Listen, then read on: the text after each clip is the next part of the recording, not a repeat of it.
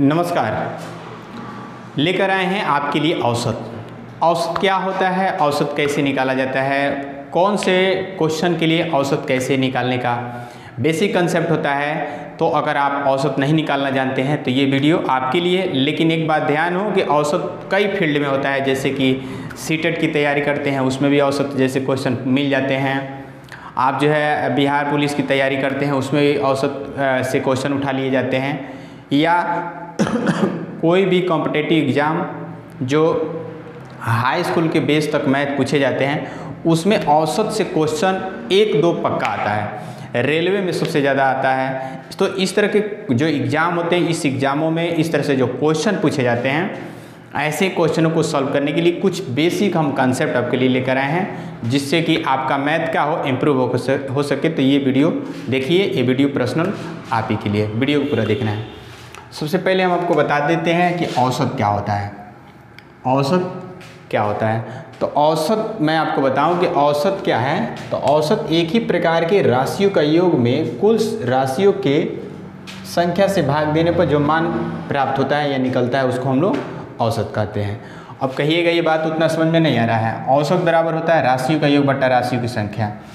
ये क्या कुछ है, ध्यान हो कि औसत एक ही प्रकार के राशि का निकलता। अब ये ना कि एगो लीटर का हो, एगो मीटर का हो, एगो किलोमीटर का हो, एगो सेंटीमीटर का हो, ऐसे नहीं, सब एक ही प्रकार के होगा। तो सबको आपको जोड़ देना है और जितना है उतना से भाग कर देना, आंसर निकल जाएगा।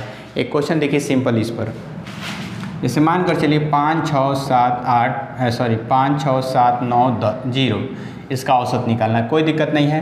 5 जोड़ 6 जोड़ 7 जोड़ 9 जोड़ 0, अब बट्टा में कौगो है 1 2 3 4 5, तो राशियों का योग अब बट्टा राशियों की संख्या कौगो है 5 5, सबको जोड़िए 27 होगा, 5 से भाग करेंगे 5.4, ये आपका आंसर हो जाएगा। तो मुझे लगता है कि आपको ये समझ में आ गया होगा। औसत बेसिकली जो है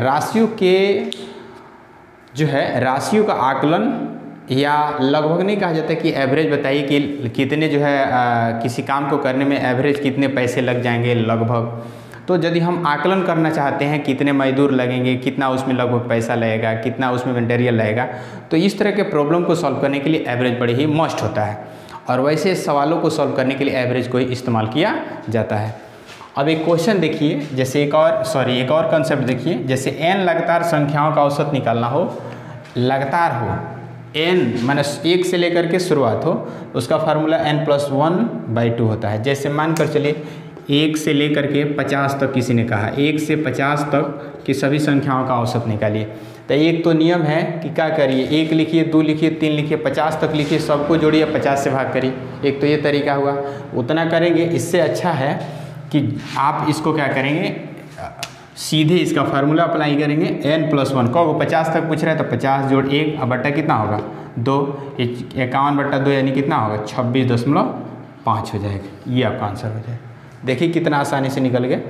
तो इस तरीक़ा से आप जो है कोई भी संख्या लेकिन लगातार होनी चाहिए, इस बीच में स्किप माने गैप नहीं होना चाहिए। तो वैसे लगातार संख्याओं के लिए औसत ही बहुत ही मस्ट होता है। इस पर एक सवाल हमने लिया है, एक सवाल और भी देख सकते हैं। 1 से 20 तक के संख्याओं का औसत, n के जगह पर 20 तक उन्होंने पूछा है, तब 20 आप +1 यानी 21/2 यानी कि 10.5। तो इस तरह से निकालेंगे। n लगातार ब्रैकेट सम संख्याओं का औसत, ये ध्यान हो सम संख्या के लिए है, ये लगातार के लिए था, ये सम के लिए। तो सम के लिए फार्मूला होता है n+1। एक क्वेश्चन देख लीजिए, जैसे 2 4 6 8 10, इसका औसत पूछ रहे हैं। तो एक तो नियम है कि 2 जोड़ 4 जोड़ 6 जोड़ 8 जोड़ 10 करिए, 1 2 3 4 5 से भाग करिए, आंसर आ जाएगा। और दूसरा कंसेप्ट ये है, फार्मूला से बनाएंगे तो कौन है 1 2 3 4 5, n के जगह पर 5 लिख देना है। इसमें फार्मूला में 1 होता है, तो 5 जोड़ 1 यानी कि 6 हो जाएगा। तो इसका डायरेक्ट औसत कितना हो जाएगा 6। देखिए कितना आसानी से निकलेगा। इतना जोड़ने घटाने से अच्छा है खट देना, उत्तर निकल जाएगा। जितना है उतना में 1 जोड़ दीजिए, सम संख्या। n लगातार विषम संख्याओं का औसत, तो ये क्या हो जाएगा n हो जाएगा। जैसे मान कर चलिए 1 3 5 7 9, इसका औसत किसी ने पूछा है।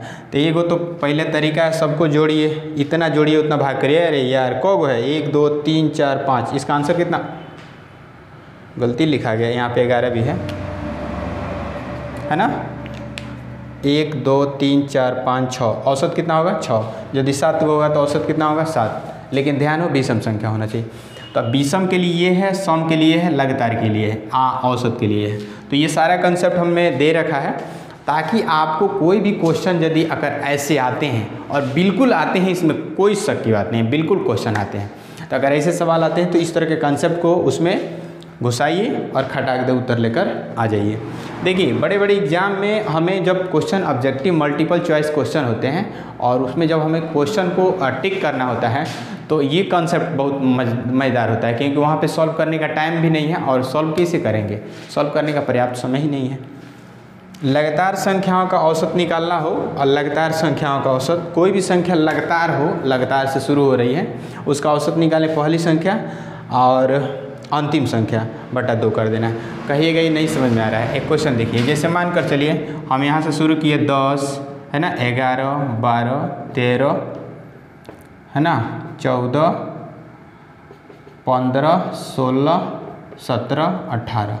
अब लगातार हमने लिया है, बीच में गैप नहीं किया है, लेकिन 10 से शुरू किया है, ध्यान दीजिए 1 से शुरू नहीं 10 से शुरू है। तो इस तरह के क्वेश्चन को औसत निकालने का ये कंसेप्ट है। पहली संख्या यानी कि 10 हो जाएगा है ना, अंतिम संख्या मतलब 18 हो जाएगा, अब बल्टा में 2, 18 2 28 14 हो जाएगा। समझा गया? तो देखिए कितना आसानी से बन गया। इस तरह से आप जोड़ घटाव करेंगे, दुनिया भर का मिर्चा मसाला लगाएंगे उसमें। समझा गया? तो ऐसे सवालों को, उस पर मैंने एक क्वेश्चन लिया है, जैसे 6 से 10 तक है तो 6 अंतिम में 10 जोड़ 2 बटा 2 भाग कर दिए 8 आंसर आ जाएगा। तो ये बहुत ही टफ, बहुत ही कारीगर। इससे भी ज़बरदस्त मैंने एक क्वेश्चन सेलेक्ट किया है। वो क्वेश्चन देखिए, किसी वर्ग में 30 वर्ग के 30 छात्रों का औसत उम्र 18 वर्ष है। किसी कक्षा में 30 लड़के हैं जिसका एवरेज जो है आयु जो है क्या है 18 वर्ष है। लगभग बताया गया कि लगभग सब जो है 18 ही साल के हैं, 18 वर्ष के हैं। यदि शिक्षक भी शामिल कर दिया जाता है उसमें, शिक्षक यदि कुछ शिक्षक को उसमें ले लिया जाता है, शामिल कर लिया जाता है, तो औसत उम्र कितना हो जाता है 19 वर्ष। तब पूछा है कि तब शिक्षक का उम्र बताइए, जब बच्चों का औसत जो है 18 वर्ष निकल करके आ रहा है तो शिक्षक का उम्र कितना होगा। बहुत ही ज़बरदस्त क्वेश्चन है, बड़ी अच्छा है। इसको निकालने का बहुत कंसेप्ट है, लेकिन मैंने एक ट्रिक से बताया है, ध्यान दीजिएगा। ट्रिक ये है कि y plus x plus Z by Z into W minus Z. कहिएगा ये समझ में नहीं क्या आएगा। देखिए ये y क्या है, कितना औसत इन लोग का उम्र है, औसत उम्र 18 है, तो y के जब 18 हचाक दे भरिए।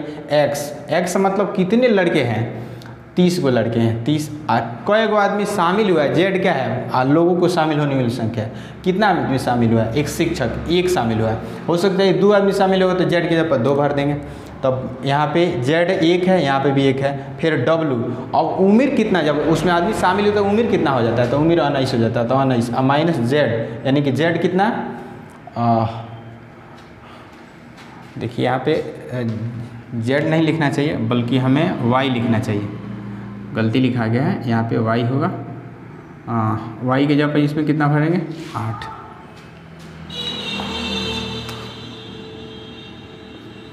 तो यहाँ पे y मतलब w माइनस वाई होगा, यानी कि 19 उम्र कितना हो जा रहा है 19, यानी कि y के जगह पर कितना भरिएगा 18, और घटाएंगे तो 1 हो जाएगा, और ये जोड़ेगा तो 31 और 18, 31 में 1 से गुणा 31 से होगा, 20 से भाग करेंगे 31 जोड़ेंगे तो 49 हो जाएगा।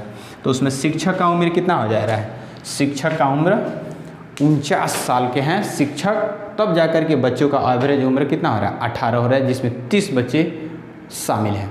मुझे लगता है कि ये कंसेप्ट आपको बड़ी बढ़िया समझ में आ गया होगा। फिर भी आपको किसी तरह का डाउट हो, किस टॉपिक पर आप पढ़ना चाहते हैं, किस तरह का वीडियो जो आपको चाहिए, जो आपको काफ़ी जटिल लगता हो, उस पर कमेंट करिएगा। मैं ज़रूर उस पर वीडियो बनाऊंगा, आपके बात को ज़रूर ध्यान में रखेंगे, रिप्लाई ज़रूर करेंगे।